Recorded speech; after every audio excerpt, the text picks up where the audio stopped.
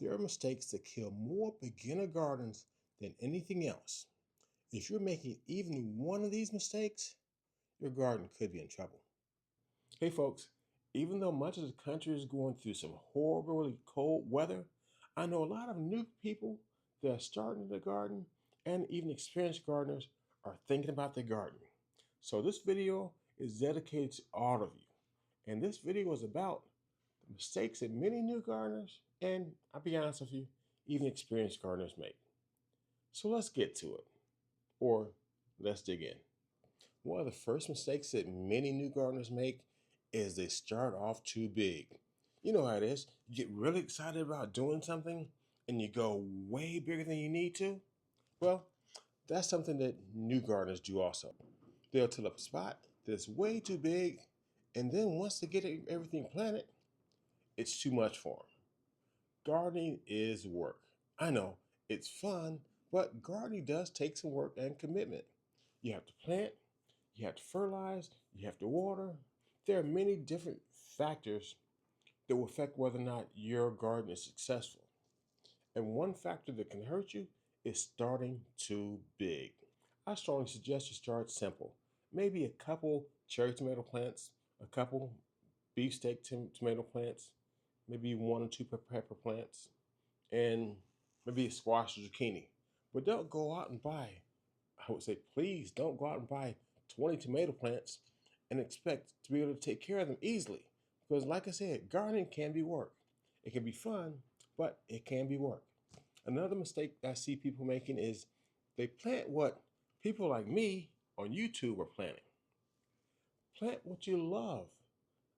You may not like kohlrabi.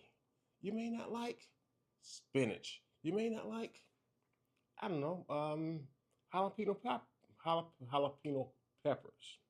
Plant what you love because you're going to put more effort and get more enjoyment out of planting what you love. Don't follow me. Don't follow anyone else that's telling you you have to plant one particular thing. Plant what you love. And here's one mistake that even experienced gardeners make. They plant too early or they might plant too late. Life gets in the way, so sometimes you plant too late. But the thing about planting too early is, especially with experienced gardeners or even beginner gardeners, you get excited. It warms up. You might have 1 or 2 days where it gets to 65, 70 degrees. It's like, hey, I can plant my garden. The next week, temperatures drop to 40 and everything you planted died. So watch your weather.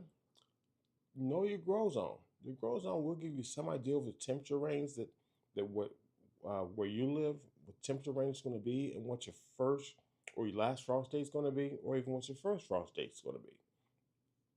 And the part about planting too late is some plants need 120 days to get to full maturity. So if you're in a grow zone where you have a shorter growing opportunity, maybe you live further up north where it really cools off in August, early August, maybe late August. Well, if you're planting something that needs 120 days to get to full maturity, you might need to plant it a little earlier. So that's where planting it too late can fall into your plans. If you plant too late, you might not get any production. Oh, and this is the mistake I used to make. I would plant everything over one weekend. And I would notice that my tomato plants would grow. My okra plants, I know, don't hate me because I love okra. But my okra plants, I might put them in the ground, they'd be this big, and 3 weeks later, they're this big. They haven't grown because okra plants need more heat. Tomato plants was fine when I would plant them earlier in the spring. But those okra plants need a different timetable of when they should be planted out. So don't try to plant everything at once. First of all, it can be stressful for you. Second of all, it could be stressful for your plants. Follow your seed packets. It will give you an idea of when you should plant things out. Now, this next mistake might not truly be a mistake, and in fact, it could be a little bit controversial, but I'm going to say it anyway. Don't plant from seed if you're a beginner gardener. And I know if you're an experienced gardener, you're saying, what is he talking about? You want the best, easiest results for your plants. And as a beginner gardener, if you don't know how to plant seeds properly, and yes, there is a method to it, I do have videos on it. If you don't know how to plant seeds properly, it could be the biggest mistake of your gardening career. Yeah, I said it. So use this as a warning. If you don't know how to properly plant seeds, either learn how to properly plant them or plant starts. Starts are just easier, but I must admit there are advantages to planting from seed. You're going to get a much larger variety and you're going to cut your costs. So, just a warning, learn how to plant seeds before you start planting seeds because you can't just throw seeds in the dirt. It's probably not going to work. And just a little information if you decide to plant from seeds, there are a few things you do want to make sure you do. Understand the planting depth of your seed. In general, you should plant your seeds 3 times the width deep. So if a seed is a 1/4 inch wide, plant the seed 3/4 of an inch deep. Simple solution for a simple problem.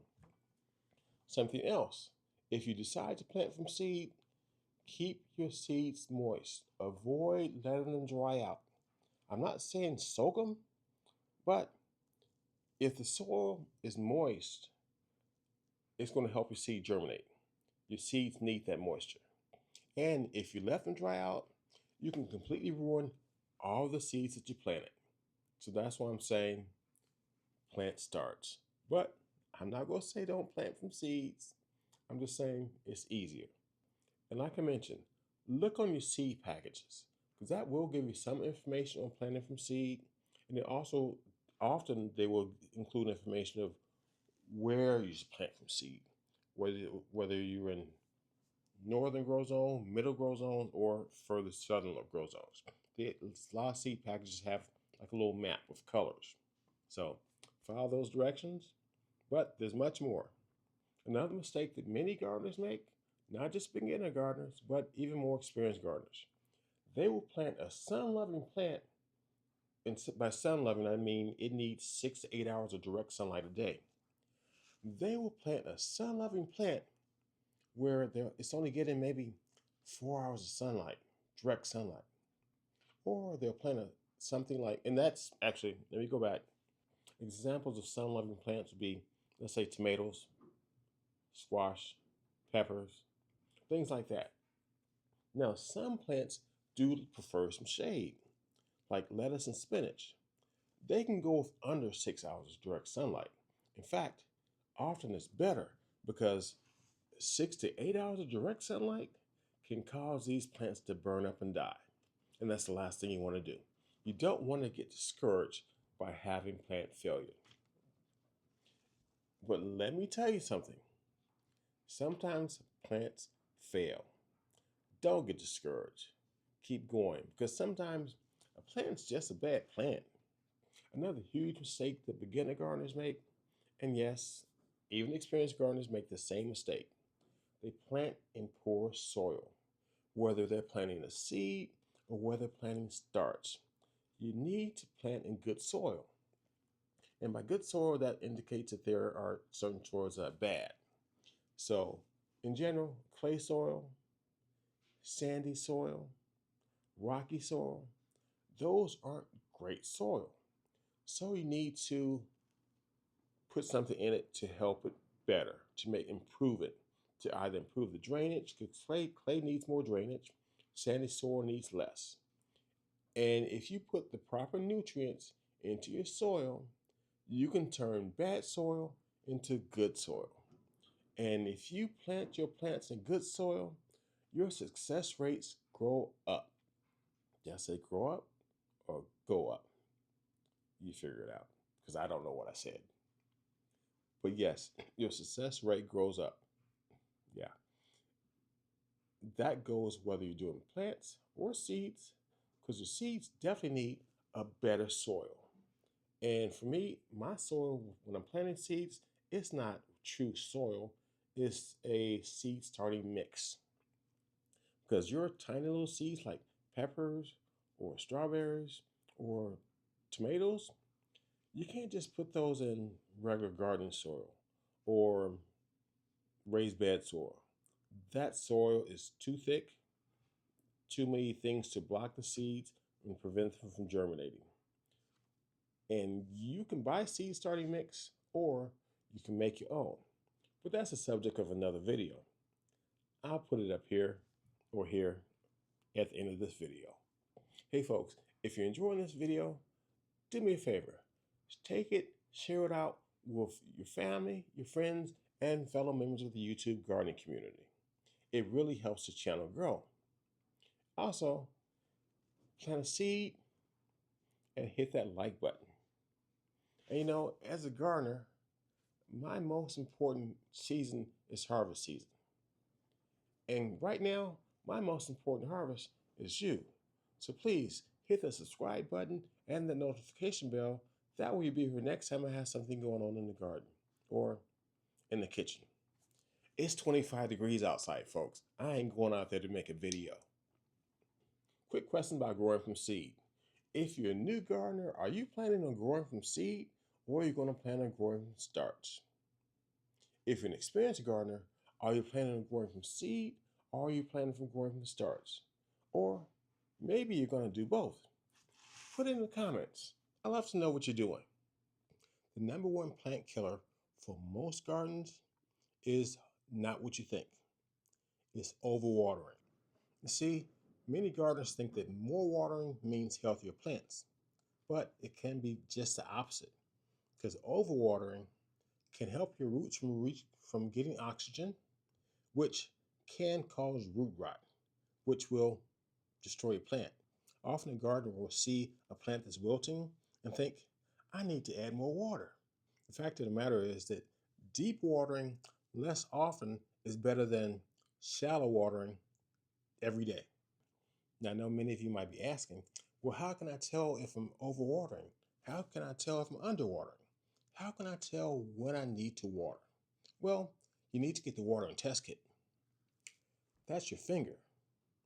All you have to do is stick your finger in the soil, not right up against the stem, but come out a little bit. Stick it 1 to 2 knuckles deep into the soil. If the soil still feels moist, hold off on watering. If it feels dry, yeah, it's time to water.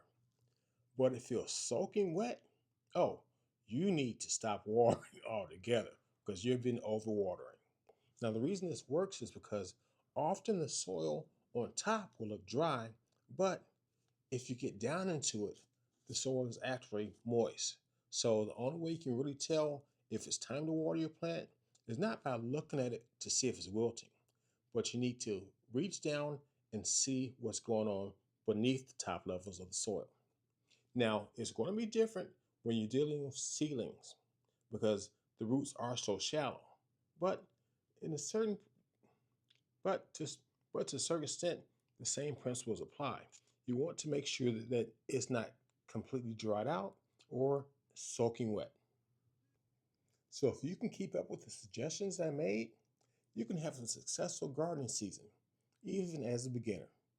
Now let's get out there in the garden and get a little dirty.